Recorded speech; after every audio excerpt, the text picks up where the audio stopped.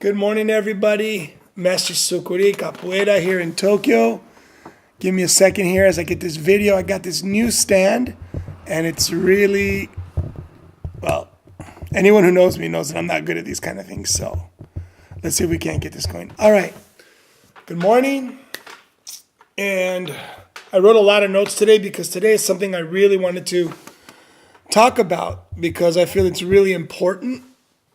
And I usually don't get into these kind of conversations. I covered this stuff when I wrote my book, but I know people are also looking at videos, so I figure, might as well give it the best chance I can and do what I can do to add some knowledge, maybe some experience and some insight.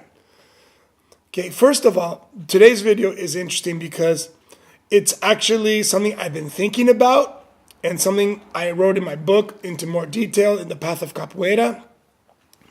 But recently, there's a mestre in Portugal, and it's called the Museo of Capoeira. He puts out some really good videos, and I've become a really big fan.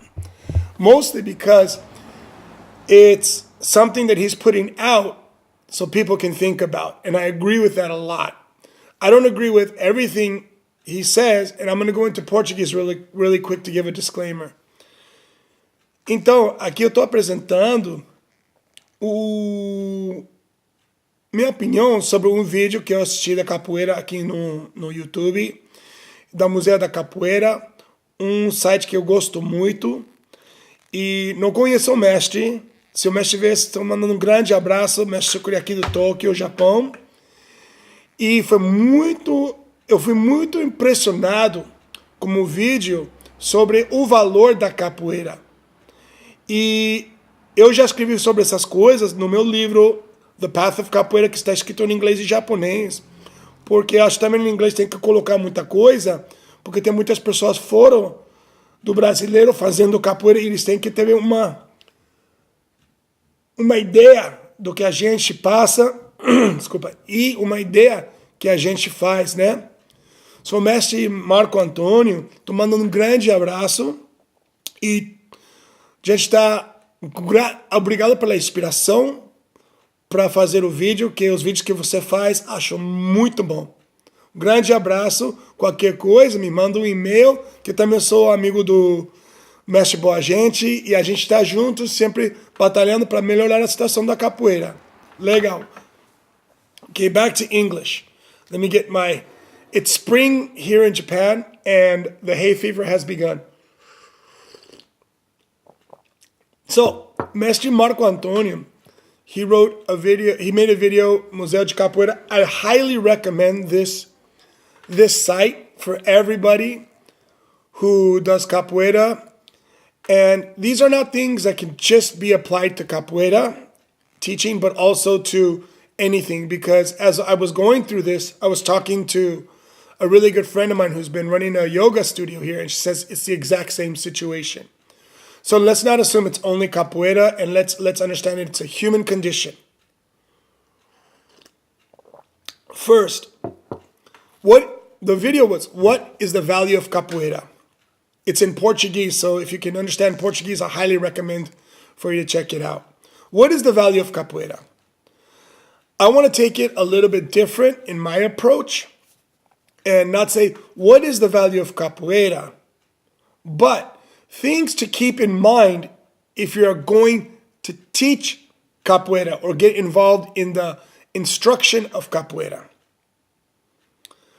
First thing to do is you got to remember that when you start to teach capoeira, you've become on the part of the business side. Okay, why? Because people make their livelihood from teaching capoeira.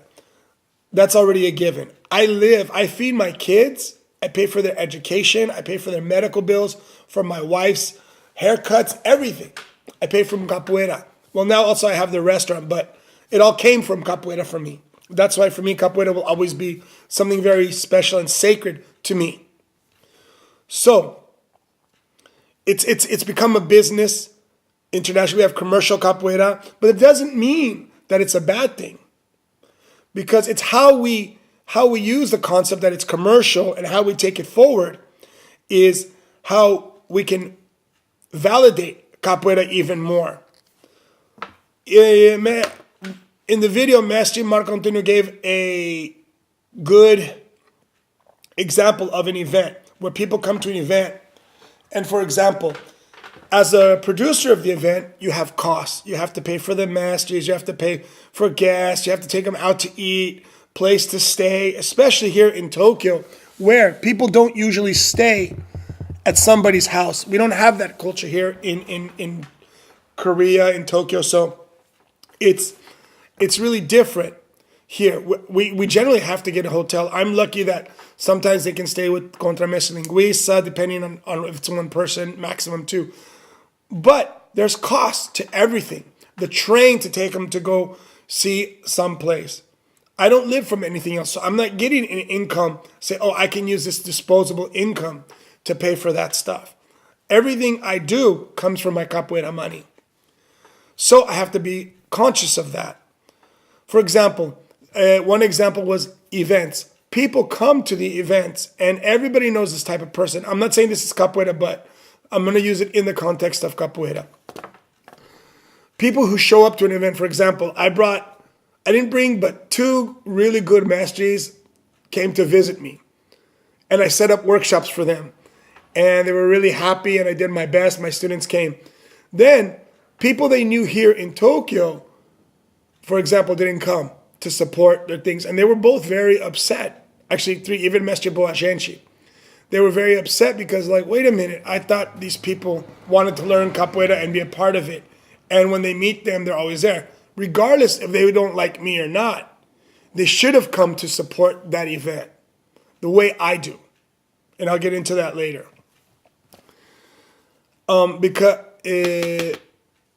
Take it back a second. They don't have to support the event. They don't have to come. But the feeling they create by doing that is their own choice. When I do it, I'm aware that I'm doing it and it's my choice. So if I don't want to go to an event, I don't have to. If I want to go to the event, I go. But I'm professional. And I'll get into that later.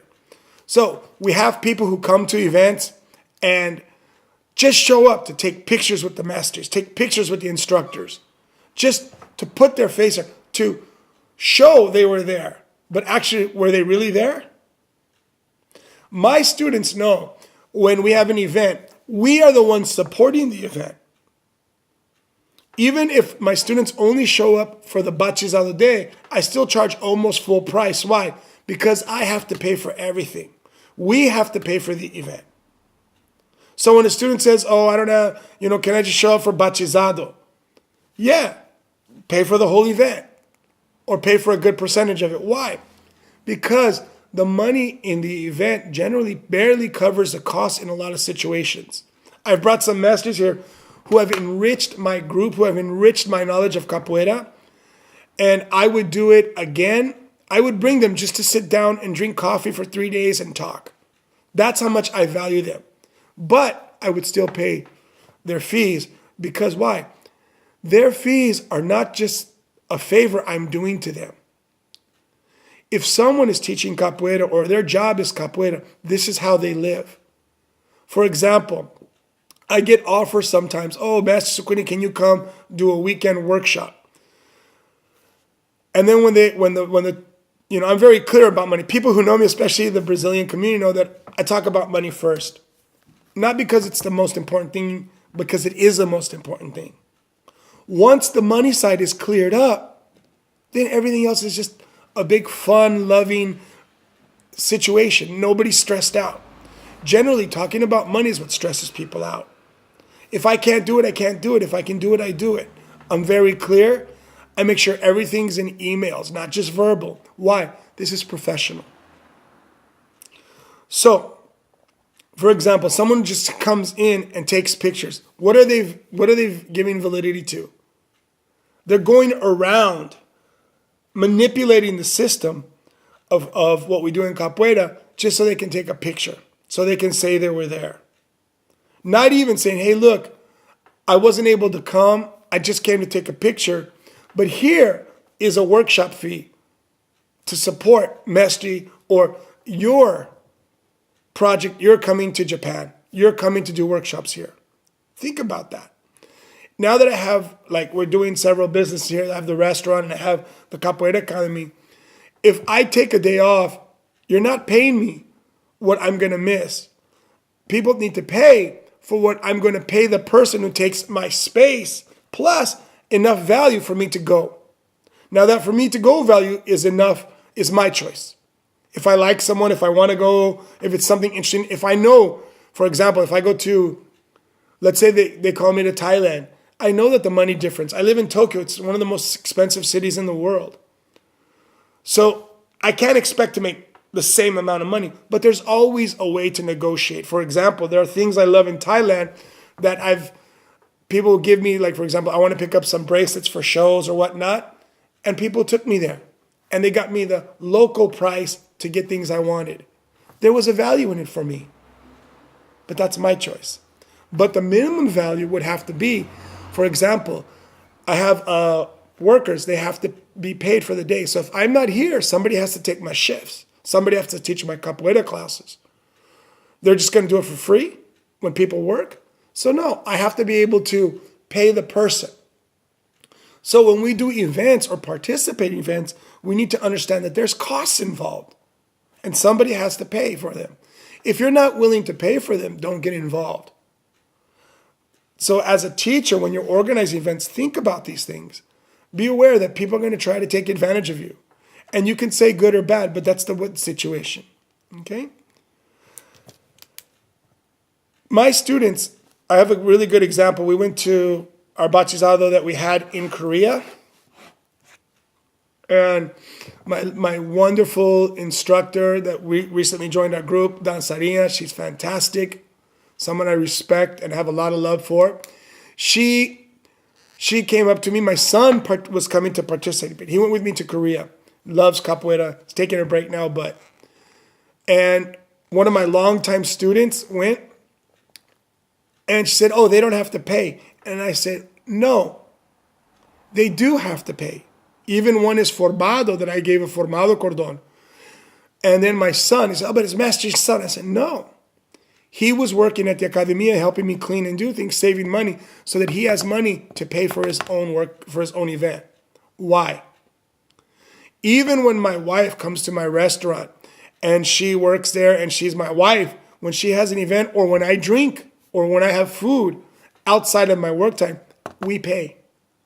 Why? It's common sense. We can't just take advantage of our position.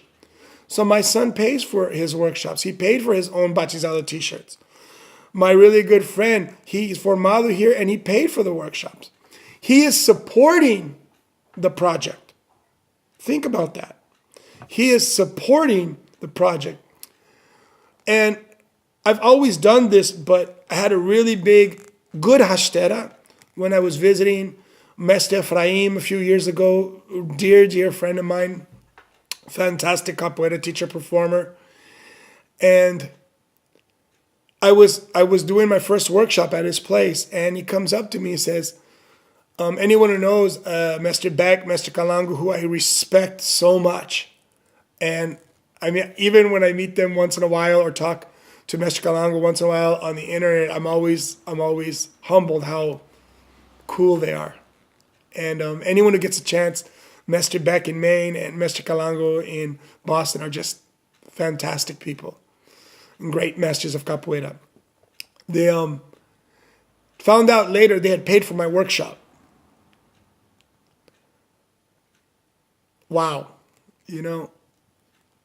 So there I am, newly formado Mestre and first big workshop in the United States, and two masters supporting what I do. We say valorizando, giving validity to what I do. And that'll always stay in my heart. Grande abraço, Mestre Beck. Grande abraço, Mestre Calango. Calango, vocês sempre inspiração na capoeira. And I try to keep that going. When I visited capoeira groups, even when they know that I'm a master of capoeira, because I usually don't try to hide things. I think it's kind of beyond the point. I love Mestre Accordeon's old book and his story about how show up and nobody knew who he was.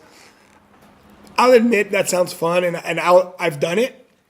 But if I'm going somewhere and they know I'm coming, then I can't really hide it. So, especially with Facebook and Instagram and everything. So, what happens here? I showed up to an event in Taiwan, and I said, "Can I visit your class?" I ended up teaching, I would say, 80%. And I offered to pay for the class. Why? Because as a professional, I had negotiated nothing. I had committed to nothing. I was a guest student. They asked me to participate, and I did. And I offered to pay. At the end of class, they didn't take my money. That's their choice. But I sincerely offered to pay because I respect the job they're doing.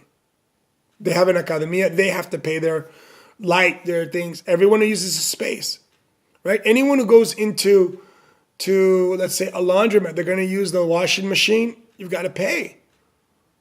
The washing machine doesn't look at someone and go, "Oh, you're so-and-so's cousin. You don't need to pay." And then the washing machine starts working. So let's keep that in mind. The necessity to validate what we do. Okay. One quick thing, if you're making events as an instructor, don't exceed your financial resources for the event. Think about it, make a budget. And because if not, you're going to end up losing. And I don't believe in losing. Money is worth it. Some people want to do it, they don't care, that's fine. Me, I try to keep it always professional. Why? Because I don't get the stress or create the stress in relationships that come when people have events that exceed their own financial limitations. When people come to visit my academia, I usually offer them a cup of coffee. People who've come here know. And this has happened too. People ask me, can I visit, I get emails. People ask me, "Oh, Mestre, can I visit your class?" And I said, sure. A visitor is 2,500 yen, which is about less than $25 US. Half the time, people don't answer anymore. Half the time they say, "Great, Mestre, see you there." And I always, laugh because I imagine those people, for whatever reason, sometimes people have to say, "Oh, I have to pay to visit. Oh, I have to, isn't that expensive?" And I said, well, let's think about what you're paying for when you walk into my academia. Take us on a little trip here.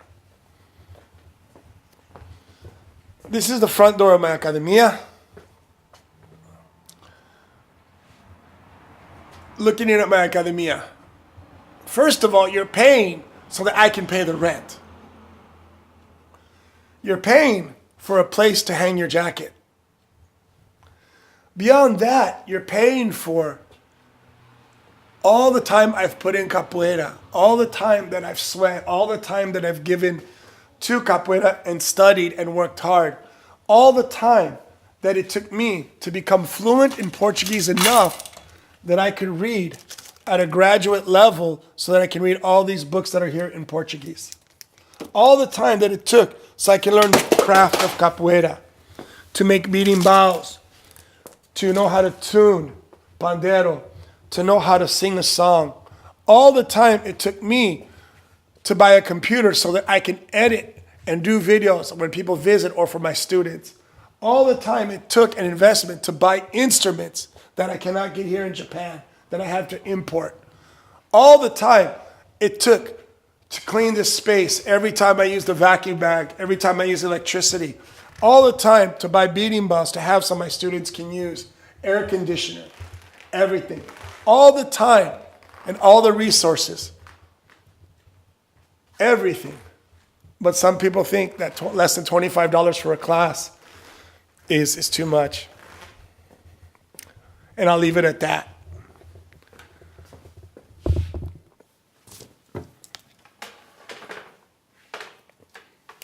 Even my graduated students, pay for classes.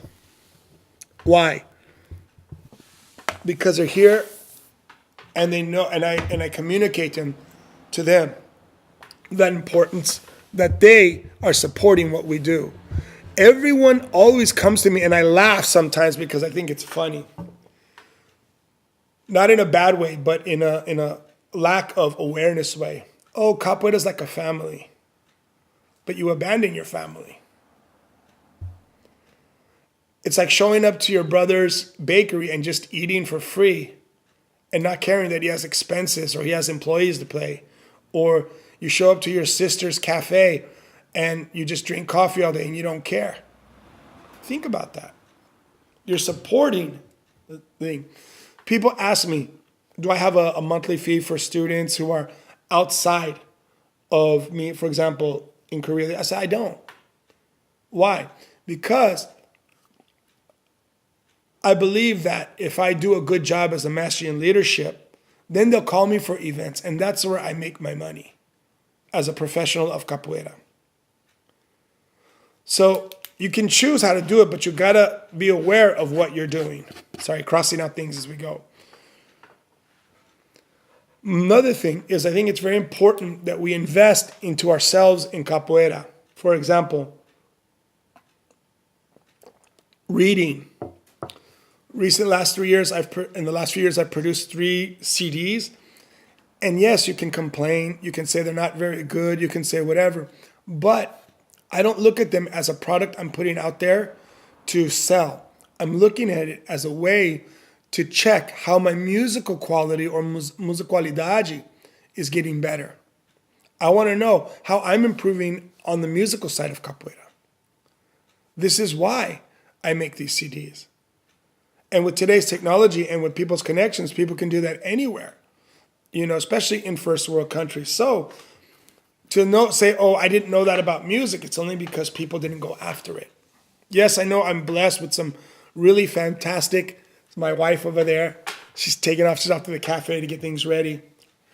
And anyone who's met her knows how great she is, so we'll leave it at that. We got to improve on music. So if you're going to I believe music in capoeira is the audio representation of the ashe, the energy of capoeira. So the music has to be good, okay? Hands on. I'm not saying I do it perfectly, but I have consciousness that I want to improve, not just copy or pretend to do.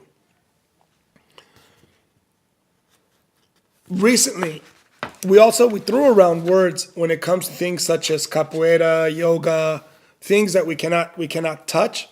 We throw around words so easy, like marketing, bon trabalho, good job, or good work, or professional. But it really made me think the other day when I was guest lecturing last week at Temple University here in Tokyo in a class, and I threw it out there. I go, a room full of 40 first-year college students. I said, what does the word culture mean? And the room just went quiet. And people know the textbook definition, and people use words so easy, but be careful, because if you're going to use a word that's so powerful like culture, professional, leadership, mestre, instructor, graduado, all these things, you really need to know what you're talking about. So be careful. I recommend people who are teaching to really investigate what they're saying, because that's important, because people are listening. Once you take this, what is the value of capoeira, or what is things you need to keep in mind when you teach? I think both are the same. Why? Because they both, at the end of the day, get to the same point. You need resources, but you also need to improve on yourself so you can improve your students, and you can add to the capoeira world as much as you receive from it. Okay? When I said the word culture, people were just like, oh, I don't know. Because it's actually a really profound word and something we think about a lot. And I think we need to really be aware of what we're thinking and what our thought process is investigating and what we're putting out there. Okay. This video is starting to get a little long, but that's okay.